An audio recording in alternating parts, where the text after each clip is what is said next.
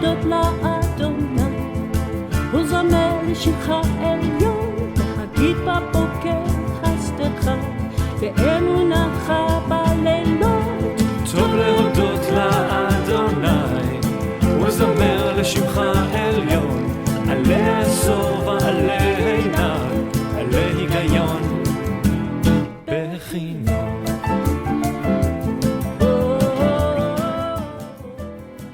Hi there everybody, so we're back again now and we're going to be looking at verse 6 in Isaiah 62, and I just want to say again big thank you to Gil for doing these, because I'm hearing from many of you just how much you're enjoying them and how much insight and revelation it's actually giving, things that you maybe thought differently, and I'm finding that for myself too. It's like, wow, I don't think I realized that that's actually what that was saying. So, and I feel like I thought I knew this chapter really well. So there's never too late to come afresh into something. So I'll turn this over to you, Gil. Thank you for your prayers, and thank you for your your support in doing this fast for Israel. So verse 6. Let's read the verse. Verse 6. I have set watchmen on your walls, O Jerusalem. They shall never hold their peace day or night. You who make mention of the Lord, do not keep silent. Okay, it doesn't say you who make mention. Okay, it doesn't say you. It's the syntax is different, and okay, so we have two people that two characters that we are actually looking at. We are seeing the watchmen on the walls, and we see those who make mention, I think you said. Okay, we'll have to get to them because it's. I thought they were the same. Well, we see. They might be the same. Well, okay, it doesn't. They don't have to be the same. I mean, and there are a few ways of reading it, but let's do it step by step. First of all, let's talk about the watchman. Okay, the watchman on the walls. There is. We mentioned, the last video that we made about verse 5. We began to talk about Song of Songs, and we began to talk about the the characters that we are getting to know in Song of Songs. And one of the characters are the watchmen on the walls. Now, in Song of Songs, the watchmen on the walls are not so nice, and they're not so positive. Okay, they're not doing so well they're not behaving so nicely with the bride, right? I mean, in the end, what they do, after she was stalling, she was taking her time, and he was knocking on the door, and the voice of my beloved, but she was already all in like bathing in ointments and perfume. Then when he finally leaves, then all of a sudden she remembers, and she says, I have to go and find him. And so she puts like a thin robe on her just to cover herself. And she goes out to the streets, and she's looking for him. And the ones who find her are the watchmen on the walls. And the watchmen, they beat her up, they strip her, they leave her naked, vulnerable, bleeding, hurt on the streets. And that, I mean, when we look at the watchman on the walls in that context, we say, in the context of Song of Songs, I mean, in Judaism we say that the nations have two options. It's either they choose to be the watchman on the walls, as we are reading about them in Song of Songs, or they can choose to be the daughters of Jerusalem, also the way we read about them in Song of Songs. I mean, the nations could be the most like the closest friends of the bride, with whom she would share her most intimate secrets, and then she would actually tell them, I'll tell you what's he like, and go and find him, and he looks like this and that, and remember all the physical descriptions that she's giving them. Of course, there is nothing physical about this description. It's all spiritual. It's all a metaphor. Each one is separate. And she sends them off, and she charges them, right? And they become her partners. So the nations could choose to be that. The nations could also choose to be the watchmen on the walls in terms of persecution, and then we know the history. We don't have to bring it all up right now, but we know that there were times in history, every here and then, when the nations chose to be the watchmen on the walls in any case, in Hebraic observation, the outcome, the result of whether the nations choose, the outcome for the Jewish people, for the bride, is the same. And the outcome is moving more and faster towards her beloved, towards the beloved. Okay, I mean, it could either be with the help of the daughters of Jerusalem, if they ever find him and they can, you know, and they need to let him know that she is lovesick and all of that, so they might help the process in such way, yet never to rush it because it needs to be in its time and we'll get there. And even if the nations choose to be the watchmen on the walls, and there is persecution, there is violence taking place, and there is hatred and enmity, the outcome of that is the same. It's the bride being pushed to her beloved. Yes. So they could either, you know, take her by the hand, and like the nations could take the bride by the hand and slowly take her and like just, you know, reintroduce her to her beloved, or they can just push her aggressively into his arms. The outcome for us is the same. The ones that it really makes a difference, whatever what is the choice, what the choice is going to be, those are the nations themselves. It makes a difference for the nations, not for the bride. Okay, I mean, for the bride, the outcome, as we said, is the same. Okay, because even, you know, if when the Lord sees His people in a bad situation, in inferiority, in a place of being hurt and damaged, you know, and persecuted, of course He is a gazelle. He will leap over the valleys. He will jump over the hills and everything, and He will come. He will come and He will give aid.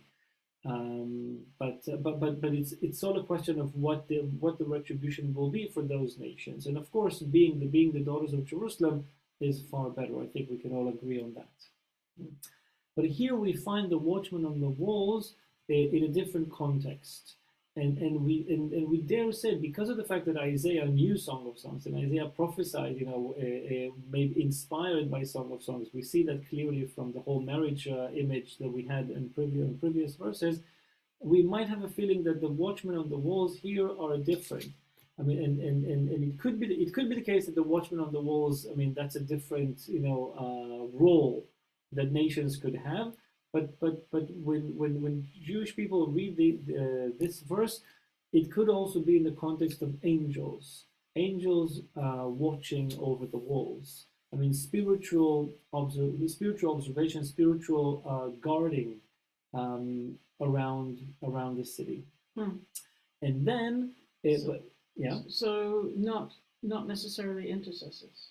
Not necessarily. I mean, as we said, this is prophecy. It's not anything mathematical. I mean, we could interpret the words in such way. We could interpret it in another way. I mean, unless there is clear evidence to what the prophet really meant. I mean, we could take it in various ways. And even if we know that we have a certain interpretation that which seems to be like the more relevant one, we could still say, let us be those watchmen on the walls. Let us join forces with the watchmen on the walls. Let us, you know, give us the perspective, give us the power of the watchmen on the walls, and help us serve in such way. And now there's also the question. I mean, when we read about the watchmen on the walls, and we read about those who make mention of the Lord, okay, are they the same ones? We could read it in one way and say, yes, they are the same ones. The watchmen on the walls and the ones who make mention of the Lord, they are the same ones. And if we go to the meaning of them being angels, we could say that there are angels with the role of watching over the walls, because angels only have one task. They can't serve in dual assignments. Okay, each one is given an assignment. So you have the angels watching over the city, and you have the angels making mention of the Lord. But in Hebrew, making mention of the Lord could also be read as a reminding the Lord. Okay, the ones who remind the Lord. So there are angels who have the role of reminding the Lord to rebuild His city. That's their task. That's what they were created for. Okay, and Isaiah is prophesying to the angels, those who are watching over the city, to never to keep watching over the city and to never be quiet, to stand alert. And he's also prophesying over the angels who have the task of reminding the Lord to rebuild his city, to never be in silence, to never be quiet. That's one way of reading it. We could also say, I mean, as you were asking before, we could also say that he's actually talking to two groups of people. We could say that there is a group of people, and the role of those people, like the intercessors, those who are the watchmen on the walls. They surround the city with prayer, and they defend the city from an earthly point of view, not necessarily in battle. It's not a battle, but like with spiritual weapons. So you could say. So you could say, as I said, yeah, you could also take that path and say intercessors. So yes. So what's happening right now across the world? All these people praying, right, for Israel. Yeah, could definitely be associated with the watchman on the walls. We could, and then we still have the second half of the verse. So if we take that path, and we're talking about human beings, not angels, so we have the watchman on the walls. We get that. We connect with that. Fine. Who are those who make mention of the Lord, or those who remind the Lord? Okay, but in Hebrew, it could also be read as those who remind of the Lord. Like when you see them, when you look at them, they remind you of the Lord. Okay, they remind you of the Lord. Now, who are those people? How can we remind to someone of the Lord? Remind people of the Lord. How can we do that?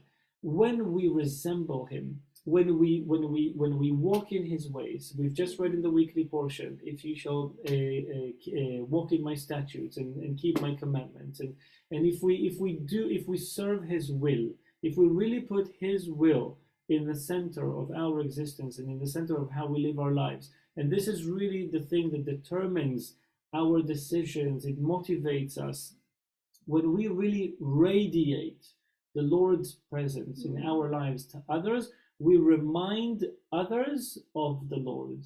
So Isaiah could prophesy here to those people who have the ability to dress up as the Lord, so to speak, not to dress up as the Lord being the Lord, but you understand what I'm saying. There's like to serve as a reminder. You serve as a reminder. Isaiah is opening a window here for us to think about it.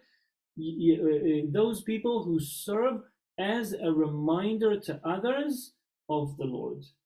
When others see you, they are being reminded, oh, right, he's a man of God, she's a woman of God, and they come and they ask questions. They have a better ability to become one also themselves. So when it says do not keep silent, do not keep silent, basically don't ever stop. That's what he's saying. I mean, it's like, do not keep silent, don't ever stop, keep doing that. Remind of the Lord. We don't want people to think that in time of when the Lord chose to teach his people a lesson, he actually has forsaken his people, or he has forsaken the city, and his choices are no longer valid. And we can all now replace the Jewish people with others, and we can all now pretend that complete sections in the Bible, they don't even exist, and we can just choose what we like and create a new thing. Those who serve as a reminder of the Lord, do not be quiet. Don't ever stop doing that. The world will need that reminder as long as Jerusalem is not fully built. The world will need that reminder. When Jerusalem is completely built, and you have a temple, and you have a Mashiach, and we have a priest, and we can have atonement and all of that, the world doesn't need that reminder from you. But as long as it's not taking place, all of those who give a good reminder of the Lord to others, don't be silent. Don't ever stop. Wow. So we can look at it in various ways. This is the whole. Which takes us actually back to the very beginning, for when God is talking and saying, for Zion's sake, I will not hold my peace. I won't stop. I won't be silent. Yeah, true. Awesome. Gosh, and it's kind of weird because I don't know if it in the Hebrew too, but here it kind of stops in mid-sentence between the end of verse 6 and the beginning of verse 7. So we'll carry on with it next time. It's just a weird. Okay. Thank you, guys. Thank you so much. We'll see you again soon. Bye-bye.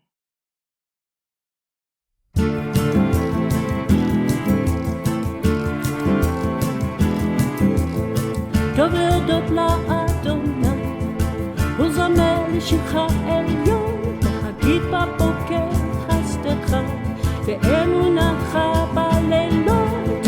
טוב להודות לאדוני, וזמר לשמך עליון, עלי עשור ועלי עיניו, עלי היגיון בחינוך.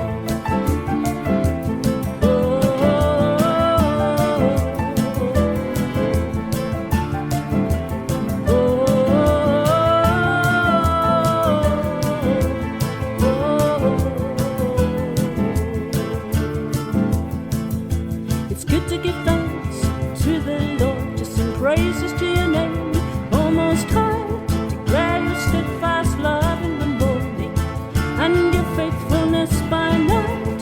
טוב להודות לאדוני, sing praises to your name, almost high, עלי עשור ועלי עיניו, עלי היגיון בחינוך.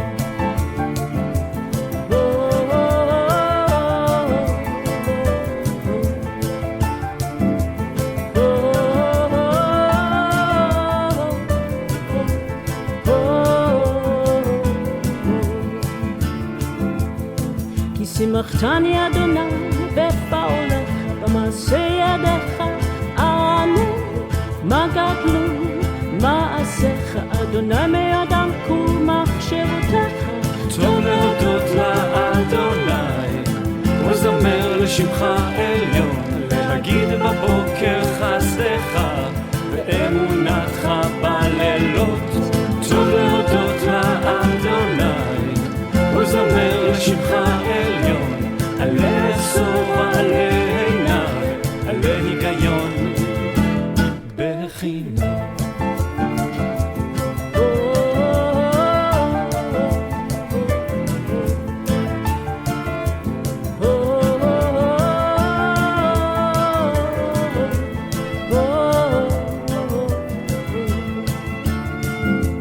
טוב להודות, טוב להודות, טוב להודות.